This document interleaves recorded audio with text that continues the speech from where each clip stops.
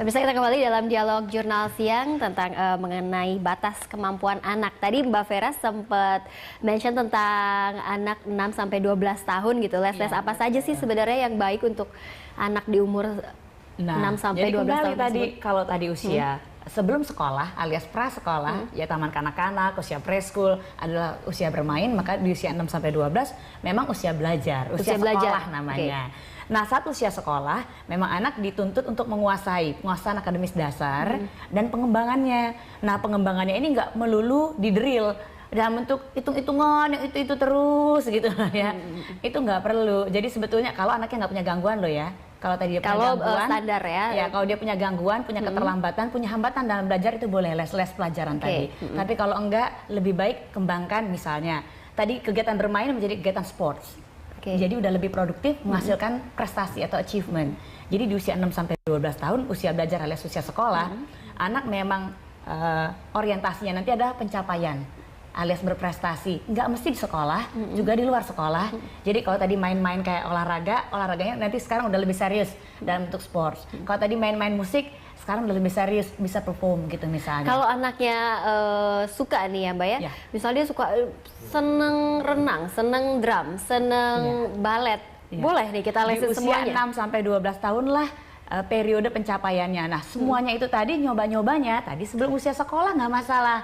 Oh gitu, coba-cobanya jadi nyoba-nyobanya. Karena kan kita butuh gitu paham, anak kita bakatnya di mana ya? Nggak mencoba, gimana mau tahu? Oke, berarti kita mesti coba dulu nih. Coba dulu di usia sebelum ya. sekolah tadi, karena di usia sekolah udah pencapaian sebetulnya levelnya. Jadi udah mesti disalurin nih, merasa kompeten gitu ya? dan ngerasa industri tadi, of industrinya itu berkembang. Kalau yang tadi di usia sebelum-sebelumnya, itulah saatnya coba-coba. Jadi ketika dia les balet, kita lihat dibandingkan teman-temannya kok perkembangannya kok lambat ya, dia menari seperti gajah gitu misalnya. Ya kita paham deh bahwa nggak usah dipaksakan. Berarti bukan bidangnya. Nyanyi suaranya kok sengau gitu ya, nggak bisa baca nada, udah off aja deh. Ternyata mungkin bakatnya jadi kita sebenarnya nggak boleh juga memaksakan apa yang kita lihat sebenarnya kayaknya nih bakatnya sih nyanyi gitu, tapi dia nggak bisa. Kita nggak boleh nih maksain. Meskipun bakat itu 0-80% diturunkan dari kedua orang tua, ya, tapi bukan berarti anak perpanjangan orang tuanya gitu ya, Mbak. Ya, Mbak. Nah, paksain. Oke. Kalau di rumah main Fun Day, pembekalannya seperti apa sih untuk anak masuk ke TK berarti ya kan 2-4 tahun ya? Iya, rumah main Fun Day itu kan mom and kids sebenarnya ya. Tapi kalau misalnya mamanya nggak ada, boleh siapa neneknya atau apa. Kita pengennya kasih stimulus yang terbaik buat anak seumur golden age itu ya, masa keemasannya itu. Kreativitas, terus bernyanyi, terus kita ada kunjungan misalnya ke pemadam kebakaran gitu, terus ke dokter gigi. Anak-anak itu nggak ada yang takut sama sekali.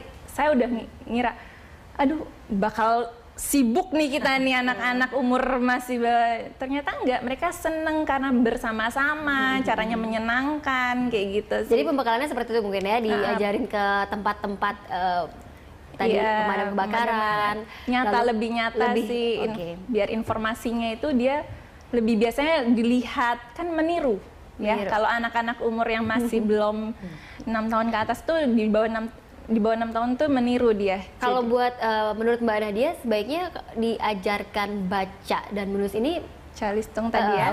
Calistung tadi itu pada umur berapa sih? Umur 7 tahun ya, 6 tahun mau masuk 7 tahun itu, jadi usia formal itu. Jadi untuk masuk TK pembekalannya cukup bermain-main saja begitu ya?